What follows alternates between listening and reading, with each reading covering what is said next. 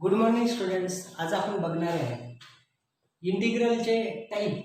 तर first type इंटिग्रलचा आहे a sine integration of a sine x plus b cos x upon c sine x plus d cos x किंवा a into e raise to x plus b upon c into e raise to x plus d. तर हे A B C D हे काय आहेत? कोणतेही constant numbers numericals. इथे A B C D. तर या कॉस्टच्या टर्म आधी साईनच्या नंतर किंवा साईनच्या आधी कॉस्टच्या नंतर कसेही असू द्या त्याने काही फरक पडणार नाही. तर लिनियर टर्म्स असतील, linear power one power sine x cos x यांची लिनियर पॉवर, स्क्वेअर वगैरे नको आहे. तर अशा टर्ममध्ये integration of a sine x plus b cos x upon c sine x plus d cos x किंवा a e raise to x plus b upon c raise to x plus d असेल. या टाईपची integral कसे solve करायचे, काय utilise करायचं? तर हा जो न्यूमरेटर आहे दोन्ही टाईपच्या इंटिग्रलमध्ये तर एक्सप्रेस करायचं आहे न्यूमरेटरला ए इंटू डिनॉमिनेटर. ओके, याचा जो डिनॉमिनेटर आहे ए कॉन्स्टंट आहे, कुठला आहे नंबर आहे तो, into denominator plus b into d by d x of denominator. तर डिनॉमिनेटरचा derivative with respect to x into b. तर अशा फॉर्ममध्ये न्यूमरेटरला एक्सप्रेस करायचं. आणि हे तुम्ही न्यूमरेटरला एक्सप्रेस केलं की डिनॉमिनेटरने दोघांनाही सेपरेट डिवाइड करा आणि त्याचं इझिली इंटिग्रेशन तुम्हाला घेता येईल. ओके, तर या पद्धतीने ही मेथड अप्लाय करायची आणि दोन्ही या न्यूमरेटरची व्हॅल्यू आणि राईट साईडची व्हॅल्यू कम्पेअर करून ए आणि बीच्या व्हॅल्यूज कॅल्क्युलेट करायचे, कॉन्स्टंटचे व्हॅल्यूज, आणि त्या न्यूमरेटरला एक्सप्रेस करून डिनॉमिनेटरने सेपरेट डिवाइड केलं की त्याचं इंटिग्रेशन घेता येतं. तर हे आपण या सेकंड एक्सरसाइजमध्ये बघणारच आहे. तर बघा आता हा फर्स्ट इंटिग्रलचा टाईप आहे, तर त्याची प्रोसिजर लक्षात ठेवा. या आता एक्सरसाइज 3.2 ए दोन्ही एक्सरसाइज याच्यात दिलेले आहेत. फर्स्ट क्वेश्चन आहे integrate following function with respect to x. First example आहे log x raise to n, log x raise to n upon x. तर याचं तुम्हाला इंटिग्रेशन घ्यायचं आहे या फंक्शनचं. तर यालाच आपण एफ म्हणू शकतो. Integration of log x raise to n upon x dx. व याचं इंटिग्रेशन घेण्यासाठी आपण आत्ताच बघितलेलं आहे इंटिग्रेशन बाय सबस्टिट्यूशन. पहिली मेथड आपली चालू आहे. याच्यात सबस्टिट्यूशन मला करायचं आहे. समजा मी सबस्टिट्यूशन काय केलं, लॉग एक्स या टर्मला log x is equal to जर आपण टी ठेवला तर मी यालाच डिफरन्शिएट करतो विथ रिस्पेक्ट टू टी. कारण तुम्हाला माहिती सबस्टिट्यूशन केलं की परत डेरिव्हेटिव्ह डी एक्सची व्हॅल्यू आपल्याला टीच्या फॉर्ममध्ये टाकायला लागते. आपण लॉग एक्सला टी ठेवलाय, डिफरन्शिएट केलं विथ रिस्पेक्ट टू टी, तर लॉग एक्सचा derivative 1 upon x d x is equal to d t. 1 upon x आणि डी एक्स याच्या जागी व्हॅल्यू टाकायची डी टी. इंटिग्रल बिकम्स काय होईल तो इंटिग्रल, लॉग एक्सची व्हॅल्यू आहे t, t raise to n आणि 1 अपॉन एक्स डी एक्स काय डी टी. मग t raise to n d टीचं इंटिग्रेशन येणार t raise to n plus 1 upon n plus 1 plus constant of integration. मग टीची value substitute करायची. टीची value काय आहे लॉग एक्स, तर log x raise to n plus 1 upon n plus 1 plus constant of integration. आता याच इंटिग्रेशनला आपण ज्या करोलरी स्टडी केलेल्या आहेत त्यांचंही युटिलायझेशन करू शकतो. समजा तुम्हाला इंटिग्रेशन दिलेलं आहे हेच log x raise to n upon x dx. तर यालाच मी असं लिहितो log x raise to n into 1 upon x d x. तर ही सेकंड मेथड आहे. याच करोलरीचे युटिलायझेशन करून याच फंक्शनचं integration without using the substitution by using the standard corollaries. आता बघा चेक करा, असं इंटिग्रेशन आपण बघितलेलं आहे f x raise to n into f dash x d x. जर त्या फंक्शनची एन पॉवर आणि इंटू त्याचा डेरिव्हेटिव्ह प्रेझेंट असेल तर याचं इंटिग्रेशन येतं f x raise to n plus 1 upon n plus 1 plus constant of integration. Log x हे काय झालं फंक्शन, त्याची एन पॉवर इंटू त्याच फंक्शनचा डेरिव्हेटिव्ह इथं प्रेझेंट आहे. हे जस्टिफिकेशन हे करोलरी रिझन आपण इथे सांगितलं. याचा आन्सर काय येणार log x raise to n plus 1 upon n plus 1 plus constant of integration. लक्षात आहे डायरेक्ट या एक्झाम्पलचं हे फायनल आन्सर. तुम्ही डायरेक्ट करोलरी युटिलाइज करू शकता किंवा by substitution method answer find करू शकता. सेकंड आहे sine inverse x raise to 3/2. Sine inverse x raise to 3/2 upon root 1 minus x square. त्याचे इंटिग्रेशन घ्यायचं आहे. करोलरीचं युटिलायझेशन आपण करू. याला आय ने डिनोट केलं sine inverse x raise to 3/2 upon root 1 minus x square d x. यालाच मी लिहिलो sine inverse x raise to 3/2 into 1 upon root 1 minus x square d x. मग हेच आहे फंक्शन, हीच करोलरी आपण युटिलाइज केली. तर काही याच फंक्शनचं इथं डेरिव्हेटिव्ह प्रेझेंट आहे. साइन इनवर्स एक्सचा derivative 1 upon root 1 minus x square d x. याचाच डेरिव्हेटिव्ह इथं प्रेझेंट आहे. याला तुम्ही हे जस्टिफिकेशन देऊ शकता आणि याचा आन्सर काय येणार sine inverse x raise to 3/2 plus 1 upon 3/2 plus 1 plus constant of integration. 3/2 plus 1 5/2 2 वरती जाईल म्हणजेच 2/5 sine inverse x raise to 5/2 plus constant of integration. हे त्याचं फायनल आन्सर. ओके बघा आता नेक्स्ट थर्ड एक्झाम्पलमध्ये तुम्ही या सबस्टिट्यूशन मेथडने जाऊ शकता किंवा डायरेक्ट त्या करोलरीज युटिलाइज करायच्या. थर्ड एक्झाम्पल आहे integration of 1 plus x upon x into sine of x plus log x. तर याचे इंटिग्रेशन आपल्याला घ्यायचं आहे. आता इथं डायरेक्ट करोलरी अप्लाय करता येणार नाही. मी यालाच आय ने डिनोट करतो 1 प्लस बघा 1 upon sign of x plus log x into 1 plus x upon x आणि डी एक्स. हे 1 प्लस एक्स अपॉन एक्स थोडं साईडला लिहिलं. आता मी सबस्टिट्यूशन इथं युटिलाइज करतो. एक्स प्लस लॉग एक्सला put x plus log x is equal to t. याला जर आपण डिफरन्शिएट केलं विथ रिस्पेक्ट टू टी तर एक्सच्या टीच्या रिस्पेक्ट एक्सचा डेरिव्हेटिव्ह 1 लॉग एक्सचा डेरिव्हेटिव्ह 1 अपॉन एक्स आणि d x is equal to d t. हेच x plus 1 upon x d x याची व्हॅल्यू आहे d t. X plus 1 upon x d एक्सची व्हॅल्यू काय डी टी. आणि हेच integral becomes I is equal to 1 upon sine t into d t. 1 upon sine t म्हणजेच काय cosec t आणि d T.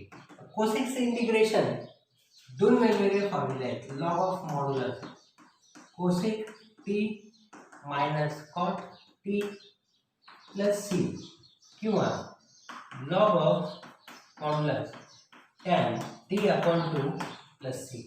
Okay तर कोणताही तुम्ही त्याचा आन्सर देऊ शकता. लॉग ऑफ मॉड्युलस टीची व्हॅल्यू काय ते कोणासाठी ठेवलेलं आहे एक्स प्लस लॉग एक्स. तर cosec x plus log x minus cot x plus log x plus constant of integration किंवा log of modulus tan x plus log x upon 2 plus constant of integration. तर हे दोन्ही त्याचे final answer आहेत. आता next question number यातलाच 4 number एक्झाम्पलमध्ये sec x into sec square x square x into sec square x square upon square root of tan cube x square tan cube of x square. बघा आता याचं आपल्याला integration घ्यायचं आहे। तुम्ही डेरिव्हेटिव्हमध्ये differentiation प्रोसेसमध्ये तुम्ही परफेक्ट पाहिजे। तर x into sec square of x square upon tan cube आणि स्क्वेअर रूटमध्ये टर्म प्रेझेंट आहे, म्हणजे टॅन ऑफ एक्स स्क्वेअर याची पॉवर किती आहे 3/2 आणि dx tan cube of x square ही टर्म कशात आहे स्क्वेअर रूटमध्ये। ओके, म्हणजेच टोटल पॉवर काय झाली टॅन ऑफ एक्स स्क्वेअरची 3/2। तर इथे सबस्टिट्यूशन कोणाला करायला लागेल put tan of x square, याला मी जर सबस्टिट्यूशन केलं आणि टॅनचा डेरिव्हेटिव्ह सेक्स स्क्वेअर वरती प्रेझेंट आहे, tan of x square is equal to t, यालाच आपण डिफरन्शिएट करू विथ रिस्पेक्ट टू टी। काय टॅनचा डेरिव्हेटिव्ह येतो sec square x square into x स्क्वेअरचा डेरिव्हेटिव्ह चेन रूलनुसार 2x आणि dx is equal to dt। आपल्याला काय पाहिजे फक्त x into sec square x square dx, हा 2 इकडं डिवाइड होईल is equal to dt upon 2, म्हणजे इंटिग्रल बिकम्स काय बघा x into sec square x square dx ची व्हॅल्यू काय dt अपॉन 2 आणि divide by t raise to 3/2, 1/2 constant as it is 1 upon t raised to 3/2 dt। काय होईल त्याचं integration 1 upon x raised to n चा formula -1 upon n minus 1 3/2 -1 t raised to 3/2 -1 plus constant of integration. तर ही 1/2 3/2 -1 1/2 आणि multiply 1/2 cancel होतील, -1 t raised to 1/2 म्हणजेच √t + c, -1 upon t ची value आहे square root of tan x square + c, हे झालं त्याचा final answer. Okay, -1 upon square root of tan of x square, हे होतं 5 नंबर एक्झाम्पल। बघा आता e raised to 3x upon e raised to 3x + 1 याचं इंटिग्रेशन घ्यायचं आहे। तर e raised to 3x upon e raised to 3x + 1 dx। मग मी इथं थोडी अरेंजमेंट केली, वरती काय केलं e raised to 3x power present आहे, किंवा ॲज इट इज आपण डायरेक्ट सबस्टिट्यूशन मेथडने समजा मी सबस्टिट्यूशन केलं put e raised to 3x is equal to t, मग differentiate with respect to t काय होईल e raised to 3x चा derivative e raised to 3x into 3x चा derivative 3 into dx is equal to dt। आपल्याला पाहिजे e raised to 3x dx याची value आहे dt upon 3, so integral becomes काय ना इंटिग्रेशनची व्हॅल्यू बघा e raised to 3x dx याची value आहे dt upon 3 divide by e raised to 3x + 1, याला जरी आपण टी व्हॅल्यू ठेवली असती तर डिफरन्शिएट केल्यावर e raised to 3x चा derivative e raised to 3x into 3x चा डेरिव्हेटिव्ह 3, 1 चा derivative 0 dx is equal to dt। Total टर्मला टी ठेवला हरकत नाही, मग 1/3 constant as it is integration 1 upon t dt, 1 upon t चे इंटिग्रेशन येतं log of modulus t + c, मग t ची व्हॅल्यू टाकायची लॉग ऑफ मॉड्युलस e raised to 3x + 1 plus constant of integration. Okay, now question number 6 मध्ये x square + 2 upon x square + 1 x square + 1 आणि a raised to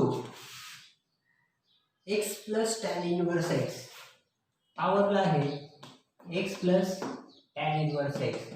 तर या फंक्शनचं आपल्याला इंटिग्रेशन घ्यायचं आहे, तर मी याला थोडं सिम्प्लिफिकेशन करतो a raised to x + tan inverse x as it is, आणि या टर्मला x स्क्वेअर + 1 + 1 डिवाइडला आहे x square + 1 dx, x square + 1 ने सेपरेट डिवाइड केलं तर a raised to x + tan inverse x into 1 +